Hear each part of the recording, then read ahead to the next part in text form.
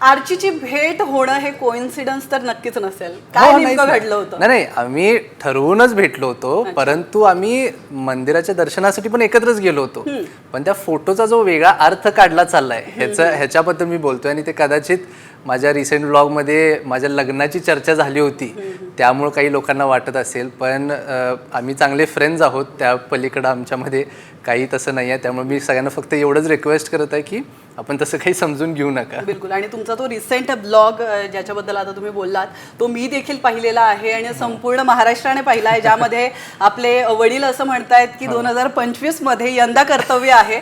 तर त्या संदर्भात काय अधिक माहिती देणार? म्हणजे 2025 मध्ये ॲक्च्युली काय आहे, दोन मोठे भाऊ असल्यामुळं आणि त्या दोघांचंही लग्न झालं असल्यामुळं साहजिक आहे की जरासं तिसऱ्यावरती जास्त प्रेशर असते.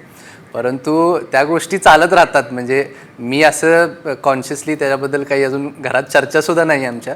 ते व्लॉग एक तुम्हाला माहिती आहे, आमची फॅमिली फार एक मजा मस्ती करणारी फॅमिली आहे. आणि जेव्हा एकत्र आलो तेव्हा साहेबांनी हे बोलणं करतील असं मला सुद्धा अपेक्षित नव्हतं. परंतु ते बोलून गेले आणि ते खूप मोठा तो सुद्धा एक बातमीचा विषय झाला. माझं लग्न कधी होणार आहे, काय होणार आहे, मला काहीही माहीत नाही त्याबद्दल. ते सगळं माझी फॅमिली वगैरे त्यांचं चालू असते.